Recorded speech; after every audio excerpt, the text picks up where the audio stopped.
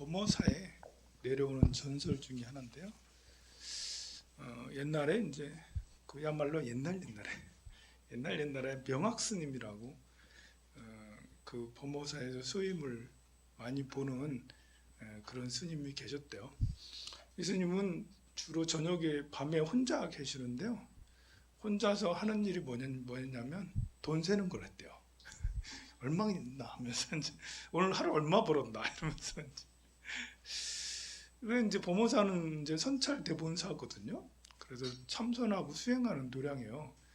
그래 출가해서 이제 이렇게 공부는 하긴 하되 연불 같은 거밖에 잘 모르고 이렇게 계속 하다 보니까 이제 공부보다는 돈 세는 재미가 재물을 모으는 재미에 톡톡히 이제 들은 거예요. 그리고 다른 공부하는 스님들에 대한 환심을 내야 되는데 이렇게 공부하는 스님들 보면 공부를 잘하든 못하든 공부하러 저렇게 이렇게 참선도 하고 졸든 뭐하든 여기까지 절집에 와서 저렇게까지 공부를 하니까 참 대단하다 하면서 존경하고 좋아하고 막 그래야 되거든요. 근데 사실 이렇게 공부를 아주 잘하는 스님 말고 공부를 대충 하는 스님들 옆에 있으면 신심 떨어져요. 말을 함부로 하기도 하고요, 욕심내기도 하고 말하는 게 이렇게 정말 성스럽지 않거든요. 속된 생각도 하거든요. 속된 말도 하고 속된 행동도 하고. 그러면 이제 그거를 좋게 생각을 하고 그렇게 해도 지금은 저래도 또 발심해서 수행을 하시겠지. 출가 생활을 하다 보면 저렇게 일시적으로 저렇게 생각하겠지 하고 그렇다 해도 좋게 봐야 되잖아. 그렇잖아요. 이렇게 여러분들도 스님들을 종종 보잖아요. 스님들이 이렇게 말과 행동이 거친 경우도 있고 독단적인 경우도 있거든요. 그걸 무조건 나쁘게 볼 게 아니라 그러다가 말겠지. 좋아지겠지. 그래도 공부하신다고 출가했는데 어쩌겠노 하면서 이제 그래도 승복해드리고 그래도 밥 해드리고 이제 그래도 뭘 해드려야 되잖아. 근데 이제 이 명학스님은 그런 생각이 없는 거예요. 이제 어휴 짜증나 이러면서. 그래 이제 별로 공부하는 스님이 공부를 잘 못한다고 생각해서 푸대접을 하고 본인은 이제 이 부와 권력을 가지고 있잖아. 절에 오래 살다 보면 소임도 주지도 모기도 하고 총무도 모기도 하고 그러거든요. 제자들이 4명이나 있어요. 제자들에게 본인이 공부한 게 없으니까 제자들을 가르치는 것도 시원치 않은 거예요. 이제 연불 열심히 하거라, 연불 열심히 하거라, 뭐 그냥 한다는 게 연불 열심히 하거라 하면서 본인은 뒤에 가서 돈 세. 그러니까 이제 이렇게 살다 보면 알잖아요. 이제 아무리 제자들도 10년이 되고 이렇게 지나도 아니 금강경을 읽을 줄도 모르고 뭐 법화경도 읽을 줄 모르고 일자무식이 된 거예요. 제자들 전부 다. 그 중에 이제 막내 제자가 영원 스님이라고 있는데 영원 스님이 이렇게 이제 그래도 착했어요. 한때 이 범어사에 객스님이 오셨다가 낮에 이렇게 젊은 스님이 열심히 일하는 걸 보고는 쟤는 좀 금기가 남다른 것 같은데 해가지고 저녁에 살짝 불러가지고 뭐 하고 있는, 어떤 생각을 가지고 있는지, 공부는 무엇을 하고 있는지 한번 물어봤어요. 그랬더니 뭐 배운 게 있어야지. 그래서 그냥 은사 스님이 연불 많이 하라고 했어요. 남무아미타불 많이 하래요. 그것만 하고 있습니다. 안 되겠다. 네가 왜 출가했니? 네가 그렇게 살림살이만 하고 그러면 부모에게도 불효하는 거고 부처님한테도 불효하는 거다. 출가를 했으면 사실 우리는 다 부모님을 버리고 왔잖아. 근데 부모님을 버리고 와가지고 대충대충 살면 불효잖아. 그게. 부모님을 버리고 올 때는 내가 성도해서 깨달음을 얻어서 우리 부모님 천도해드려야지. 아니 부모님 깨달음을 얻게 해드려야지. 우리 부처님도 어머니를 위해서 그렇게 도리천에 올라가서 설법을 하셨잖아요. 그런 것처럼 나도 내가 깨달음을 얻어서 우리 부모님과 조상님들을 다 천도해드려야지. 이런 생각을 가지고 있어야지 정상적인 사고잖아. 그런데 이제 그런 거 없이 그냥 그런 원력도 없이 공부도 제대로 안 하고 그러니까 부처님한테도 은혜 줘버리고 부모님의 은혜도 줘버리는 거예요. 막 법문을 막 쏟아 부으셨어. 이제 젊은 총각한테, 젊은 스님이지, 스님 총각한테. 그러니까 이제 마음에 이제 신심이 막 일어나는 거야. 아, 내가 왜 출가했지? 이러면서 그때 다시 이제 생각이 일어나는 거죠. 그 다음날 이제 그 자기 사형들하고 은사님한테 인사를 하고 공부하러 가야겠다고. 그 정말 공부하러 금강산 간 거예요. 근데 그러던 자기는 이렇게 영원 스님은 그런 생각을 하셨지만 나머지 세 명의 제자는 동산 스님, 남산 스님, 북산 스님인데 이 스님들은 뒤에서 맨날 하는 생각이 우리 은사 스님은 얼마나 갖고 있을까. 저렇게 많이 벌어들이면 저걸 어디다 은행도 없는데 어디다 갖다 놨을까. 아, 이렇게 장판이 돈에 깔렸나. 돈 깔고 앉으셨나 이러면서 그런 생각을 하시고 또 이제 누가 이렇게 소문을 내기를 저 은사 스님이 돌아가시고 나면 은사 스님은 영원 스님만 사랑해. 그래서 모든 재산을 영원 스님한테 물려줄 거야. 라고 그런 소문이 막 난 거예요. 그리고 이 세 명의 스님들은 이제 배운 게 뭐 있나. 배운 게 없으면 사람이 아무리 절집에 있어도 악독해지기가 쉬고 욕심이 나기가 쉬워요. 견물생심이라고 배운 게 없으니까 늘 배고프지 좀 많이 가졌으면 좋겠지. 세 명이서 늘 우리가 어떻게 해서 해볼까 그렇게 생각을 했거든요. 하여간 영원 스님은 이제 그 금강산에 가가지고 거의 10년 동안 수행을 해서 아라한의 경지에 오르렀어요. 정말 깨달음을 얻었어요. 어느 날 이제 깨달음을 얻고 자선을 하고 있는데 은사 스님이 이렇게 저 염라대왕한테 심판받는 그런 것을 본 거예요. 산매에 들어있을 때, 야 이거 무슨 문제 있는가 보다 해가지고 이제 그 금강산에서 달려왔어. 범호사까지 얼마나 멀어. 막 달려오니까 정말 은사 스님이 돌아가신 거예요. 은사 스님이 거의 심장마비로 돌아가신 거야. 왜 심장마비 걸렸냐면요. 그 10년 사이에 이제 그 사형들도 많이 이제 잘하고 욕심이 더 많이 커진 거야 이제. 그래가지고 세 명이 작당을 해서 은사 스님의 돈을 다 털자. 그래 털어간 거야. 그러니까 이제 화병에 돌아가셨어 세상에. 내려와 보니까 이제 정말 집 거덩이에 이제 이렇게 장례가 너무 조촐해대로 차려지지도 않고 마음도 거들떠보지 않고 뭐 거의 뭐 이렇게 내다 버리다시피 이렇게 돼 있어서 영원 스님이 다 이렇게 해서 은사스님 장례를 잘 치러드리고 우리 사형들은 어디 있을까? 해서 이제 범호사 곳곳을 찾아보니까 두 명의 스님들이 얼굴이 찐빵이 돼가지고 피범벅이 돼가지고 사형들이 있는 거예요. 그래서 물어봤더니 아니 큰 사형이 우리 세 명이서 이제 이렇게 해가지고 했는데 우리가 큰 사형이 이렇게 깡패를 동원해가지고 우리를 들고 날랐다고. 아 정말 큰 죄를 지었다면서 앞으로는 절대 그러지 않겠다고 사형들이 막 그러는 거예요. 그래 이제 이 영원 스님이 정말 열심히 천일기도를 해드렸어요.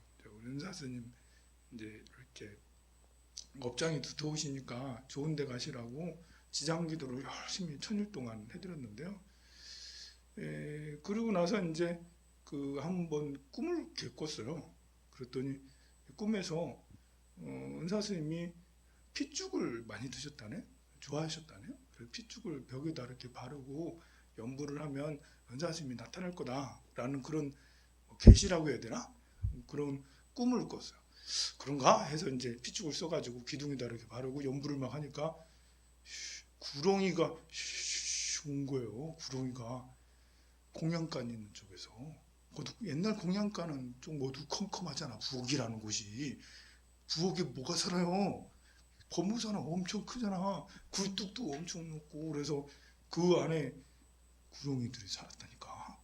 진짜로. 탑 안에도 구렁이가 살기도 하고 막 그랬어요. 탑을 열어보면 이제 절 안에 있는 탑 말고 폐사지 탑을 딱 열면 그 밑에 뺨들이 가득 이렇게 꼬아가지고 이렇게 있고. 왜 그러냐면 그 안에가 이제 터가 좋으니까 그쪽에 다 모여가지고 그래가지고 유물 이렇게 그 뭐지 유물 탐사하고 이렇게 복원하는 사람들이 한 번씩 가끔씩 한 번씩 식겁한대요. 깜짝 놀래. 10명 바글바글하니까. 그래 이제 징그러운 구렁이가 쉬 와가지고 깜짝 놀래. 스님도 깜짝 놀랐는데. 그래 이제 구렁이가 말을 하는 거예요. 내가 네 은사다, 명학이다 이러면서. 아이고 우리 은사 스님 어쩌다 이렇게 되셨나요? 은사 스님한테 법문을 해드렸어요. 스님이 공부를 많이 하셨잖아. 그래서 이제 전설에 나오는 얘기니까 진짜인지 아닌지는 모르겠어요. 그 법문을 다 듣더니 기둥에다 머리를 팍 박아가지고 기둥에 머리를 팍 박아가지고 그 자리에서 돌아가셨대. 죽사하셨대. 뱀이. 그래 이제 이 스님이 천도력도 있어서 은사 스님이시여 저를 따라오세요. 이제 몸은 가고 영혼이 있으니까 은사 스님을 환생을 잘 시켜드려야 되겠다 해서 이제 은사 스님 영혼을 어떤 식으로 이끌고 갔는지 따라오게 해가지고 이렇게 쭉 가는데 그래 이제 이 남녀가 서로 사랑을 해야 되잖아. 일단은 뭐 이렇게 이 상태에서는 사람만으로 태어나는 게 제일 나으니까. 근데 이렇게 쭉 가다가 아무리 봐도 없어. 근데 이제 돼지가 서로 사랑하는 것을 보고 글로 들어가려고 막 그런데 진짜인지 모르겠어요. 내가 말을 하면서도 좀 그래요 좀 그래 이제 그 돼지로 들어갔는데 스님이 정말 다시 내공을 발휘해서 연부라고 그래서 이제 돼지 안으로 들어가지 못하도록 그렇게 했고요. 또 한참 가다가 나중에 닭이 또 사랑한대. 그래서 닭 쪽으로 또 들어가는 거예요. 그것도 이제 이렇게 막고 해서 결국은 이제 남자 여자 사람이 서로 사랑하는 광경을 보고 이제 그쪽으로 들어가게 했고요. 그러고 나서 뭐 얼마 동안 이제 지켜봤는지 모르겠지만 나중에 그 부부한테 얘기를 했대. 10달 후에 아이가 날 것이다. 그 아이가 나중에 성장해서 7살이 되면 범호사로 데리고 와라. 그래 이제 이 부부가 안 믿었지. 무슨 소리를 하냐고 그랬더니 진짜로 아이를 갖게 된 거예요. 그래가지고 정말 스님이 말씀하시면 또 좀 그런 거잖아, 그지? 그래가지고 7년 뒤에 범호사로 출가를 시켰고요. 이 아이에게 영원 스님이 우리 스님이 돌아오셨네요 이러면서 가르치기 시작했는데 수행을 가르쳤어요. 문지방을 이렇게 구멍을 뚝 뚫어가지고 너는 요것만 뚫어지게 봐라. 저 문지방만 뚫어지게 봐라. 계속 보다 보면 소가 이 안으로 이 구멍으로 쭉 들어올 거다. 그때까지 계속 뚫어지게 봐라. 이렇게 그렇게 가르쳤대요. 그래 이제 이 아이는 얼마나 순진한지 그 말을 믿었어. 그래서 정말 뚫어지게 보면 계속 몇 날 며칠이고 계속 몇 년을 봤대. 몇 년을. 그래가지고 몇 년 뒤에 진짜 소가 들어오더래. 그러더니 이제 깨달음을 얻었다라고 그래요. 그래서 영원 스님은 영원 조사로 불릴 정도로 도력이 높으셨고 자기 은사 스님도 깨달음에 이르도록 그렇게 인도를 했다고. 그게 이제 범모사 구렁이의 이야기예요. 범모사 공양간에 구렁이가 살았다라는 그 이야기입니다. 여기서 보면 이 아무리 출가를 했어도 이렇게 이제 발심을 하지 않고 수행을 이렇게 게을리하고 그러면 발버림을 하지 않으면 저절로 속인들처럼 재물을 탐하게 되고 뭔가를 많이 소유하기를 원하잖아요.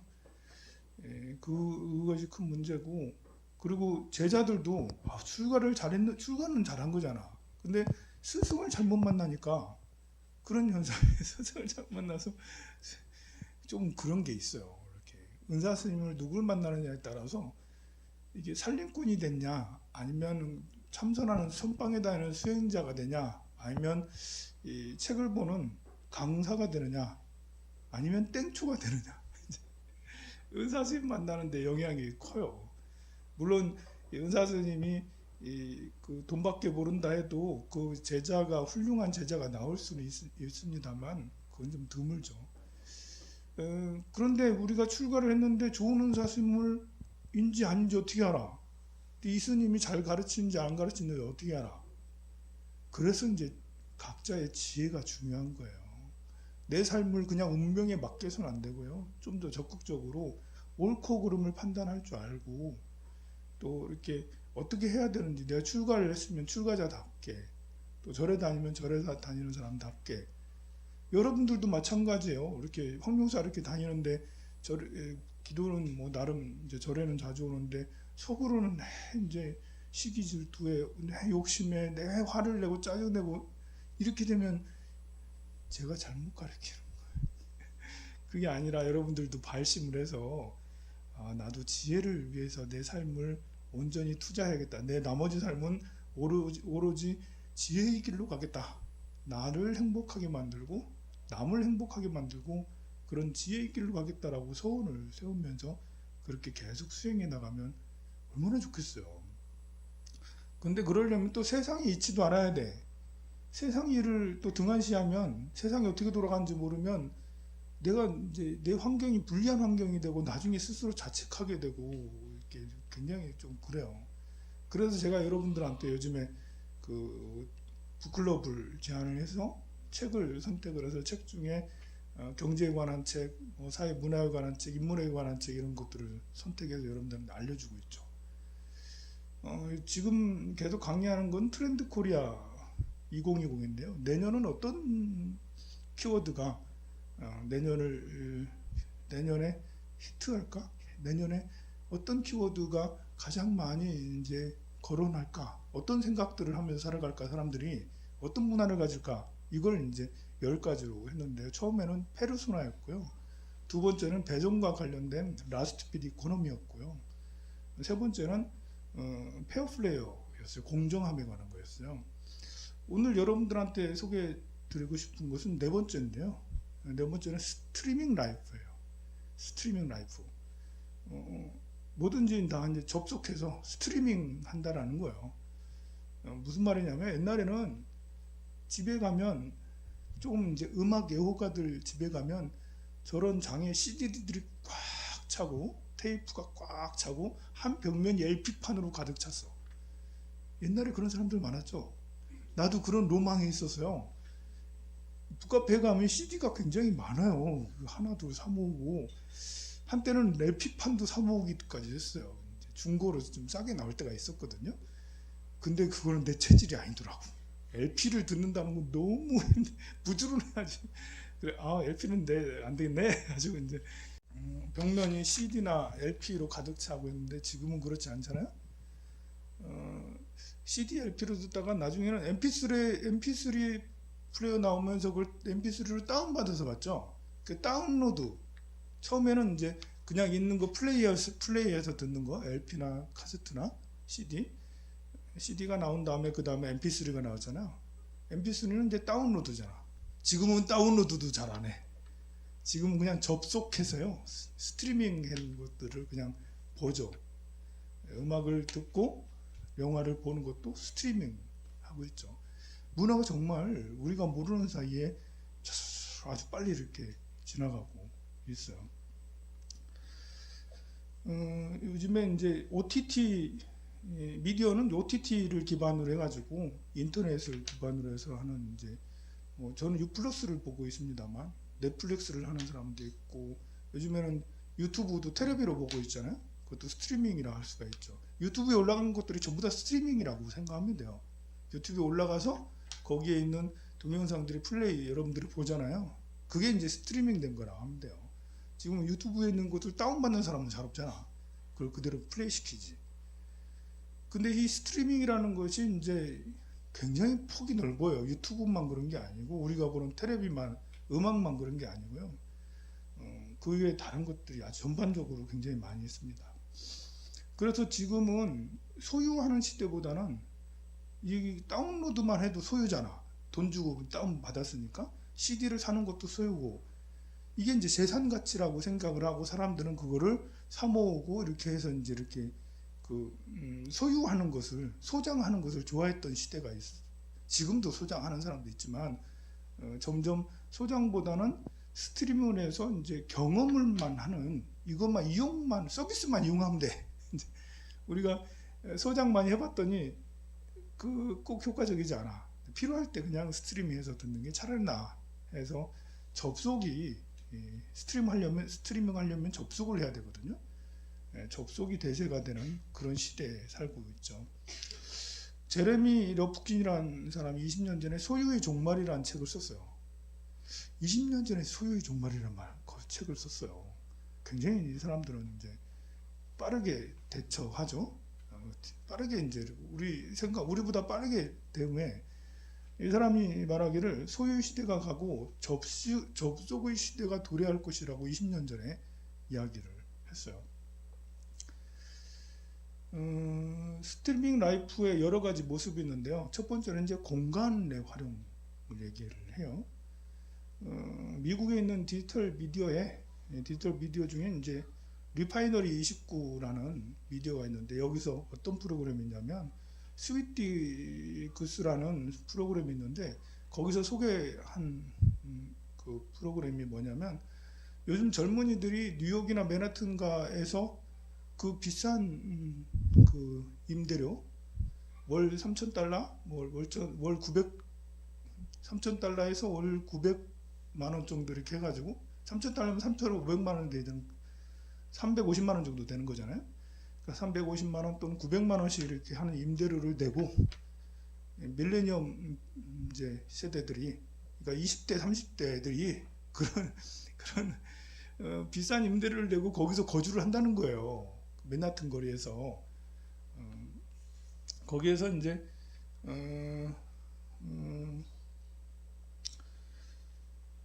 월세를 비록 많이 낼지언정 도시를 떠나지 않고 거기에서 할 수 있는 문화를 공유하겠다라는 것이죠. 다른 곳에서 느낄 수 없는 그런 가치관하고 라이프 스타일이 있는 그런 곳을 선호한다라는 거예요. 그것이 임대로 이제 가능한 거예요. 공간이 사무실도 이제 위워크해서 세계적인 기업 있잖아요.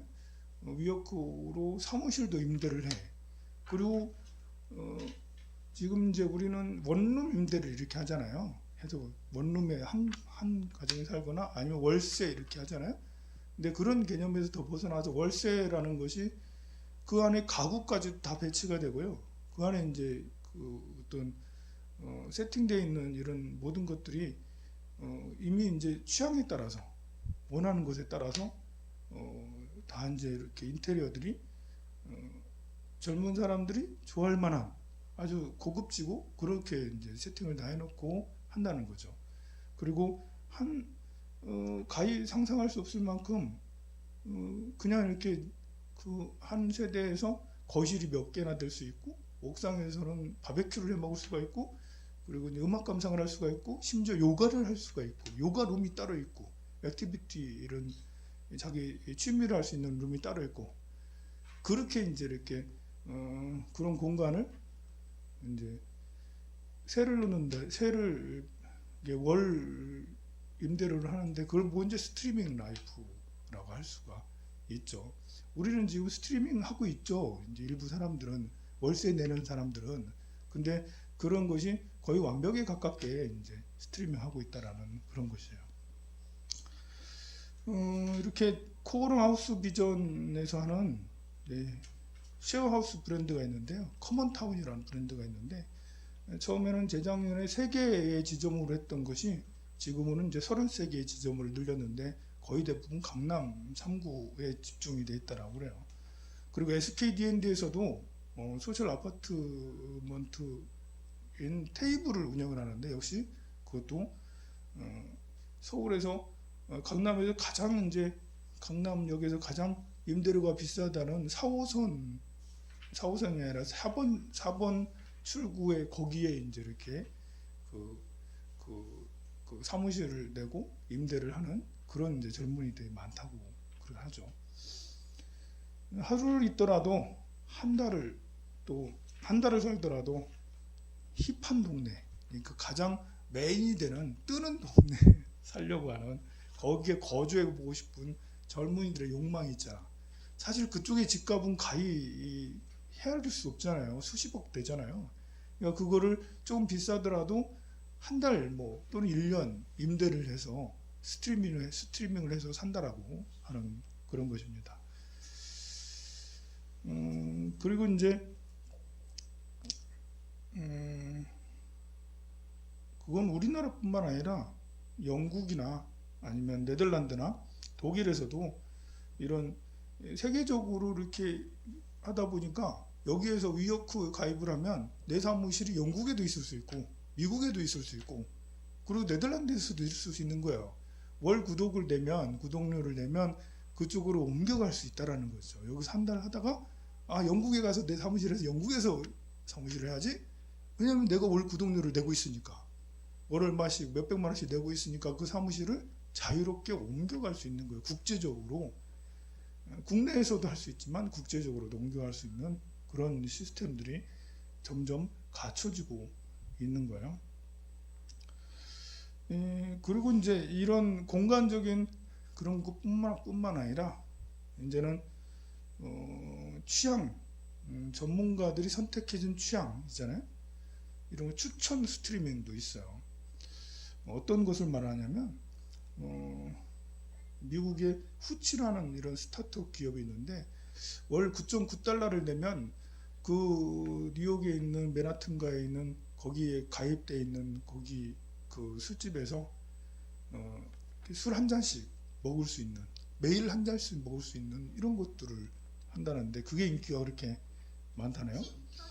또 우리나라에도 그런 게 있어요. 테일리샷이라고 한 달에 9,900원 내면 제휴한 술집에서 매일 하루 한 잔씩 술을 먹을 수 있대. 그런 것을 1년 만에 회원수가 5,000명이 됐다고 그래요. 그리고 퍼플독이라고 와인 것인데요. 소믈리에들이 와인을 막 추천해. 그래가지고 월 얼마씩 내면 그 와인들을 한 병씩 배달을 해주고 하는 이런 것도 있고요. 또 와인뿐만 아니라 술담화라고 해가지고 한 달에 39,000원을 내면 우리 전통주 있잖아요. 한 900가지 정도 되는데 그 전통주들을 선별을 해가지고 한 달에 2병씩 배달을 해준다는 거죠. 그것만 하는 게 아니고요. 그림까지 오픈 갤러리라 해가지고 뭐 39,000원에서 한 40만원 매월 이 비용을 내면 그러면 이제 거기에 합당하는 그림을 석 달이나 한 달에 한 번씩 바꿔준다는 거죠. 내 집안에 벽에 그 유명한 사람들의 그림들을 이렇게 그 구독료를 내면 교체를 해주고 이렇게 세팅을 계속 바꿔준다는 거죠. 그것만 그런 게 아니라 꽃도 그래요. 꽃도 구독을 해가지고 며칠에 한 번, 한 달에 한 번, 며칠에 한 번 해서 꽃꽂이 전문가들이 와가지고 해가지고 꽃을 이제 세팅을 해주는 거죠. 집에 이런 것들도 이제 구독이 되고 있어요. 가구도 그래요. 가구도 스트리밍을 해. 우리는 가구 평생 살잖아. 무슨 가죽 가구 그래가지고 그것을 들여오면 이태리 무슨 가구 이거 들어오면 그것이 엄청 비싼 걸 들어오고 하는데 그걸 오래 몇 년 쓰잖아요. 그게 아니라 한 달에 한 번씩 바꿔주는 구독료를 내고 그걸 바꿔주는 그런 것들을 한다라는 것이죠. 화장품도 전문 에디터들이 협업을 통해서 큐레이션들을 동원해가지고 내 피부에 맞는지 안 맞는지 이런 것들도 구독료를 내서 월별로 이렇게 해가지고 하고 있어요. 그것만 하는 게 아니에요. 자동차도 그래요. 자동차도 이 볼보 같은 데서는요 이렇게 광고를 해요. 차를 사지 마세요. 차를 딱 내려놓고 차를 사지 마세요. 구독을 하세요. 그래서 얼마씩 월 800달러를 내면은 그러면 볼보에서 나오는 4종류의 차를 바꿔가면서 탈 수 있대. 4종류의 차를 바꿔가면서 탈 수 있대요. 비용은 많이 비싸지만 그게 이제 이 볼보는 2025년까지 절반을 이런 식으로 구독을 하려고 하고 있고요. 현대에서도요. 현대 셀렉션이라는 걸 만들어서 월 72만 원을 내면 소나타하고 투싼 벨로스트를 바꿔가면서 탈 수 있게 하고 있다네요. 그리고 기아에서도 이제 129만 원을 내면 K9하고 스팅어하고 카니발 하이리무진들을 이렇게 해서 바꿔가며 탈 수 있도록 그렇게 해주고 있대요. 또 현대에서 제네시스는 비싸잖아요. 제네시스 145만 원 내면 그럼 G70하고 G80하고 G80 스포츠를 매월 바꿔가며 탈 수 있도록 그렇게 하는 거죠. 이제. 이 차들도 사실 사고 나면 내가 차를 한 대 딱 샀어. 산타페를 샀는데 12월 달에 샀어. 한 달 뒤에 새 차가 나와. 이러면 좀 그렇잖아. 새 모델이 그다음 한 달 때 딱 새 모델이 나오면 유행을 따르는 이런 사람들은 마음 배가 아프다고요. 근데 이런 식으로 이제 이렇게 스트리밍을 하게 되면 맨날 이제 새 거를 쓸 수가 있다라는 거죠. 좀 비용은 많이 들지만 젊은이들은 그걸 소유하기는 어려우니까 늘 새 거를 쓴다라는 스트리밍 라이프들이 유행하고 있어요. 이것만 그런 게 아니라 소카에서도요. 47만 원에서 119만 원을 내면 소카에서는 이제 아예 외국 국산차하고 외산차를 다 겸해서 14종의 차를 마음대로 이렇게 쓸 수 있도록 그렇게 하고 있다네요. 모르고 있었죠. 다 알고 있지 않았어요? 모르고 있었죠. 나도 이런 거 처음 봤어요, 세상에. 심지어는 헬기까지 구독해.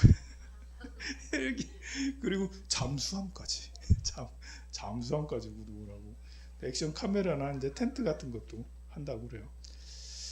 이 스트리밍 서비스가 5년 동안에 매년 100%씩 계속 성장하고 있어요. 우리가 모르는 사이에 엄청나게 폭풍 성장을 하고 있고요. 우리는 이 사람들이 그 일생을 살면서 지금 이 시대의 사람들은 15번을 직장을 바꾸고요. 5번 정도를 새로운 직업을 갖게 돼요. 거주지도 10번 이상 옮기고 있고요. 여러분들 아들, 딸들이 그러고 있는 거예요. 그러니까 정말 노마드 세대라고 정말 유목민 세대가 된 거예요, 지금. 내가 너무 오래 얘기했어요. 뒤에 애들이 가득해요. 많이 줄여서 얘기했는데요. 당황스러워가지고 땀 흘리면서 삐질삐질 나도 잘 모르는 거 얘기해가지고 삐질삐질 하면서 얘기했습니다. 네, 열심히 공부해서 더 자세하고 잘 알 수 있도록 설명을 해드릴게요. 다음에 성불하세요.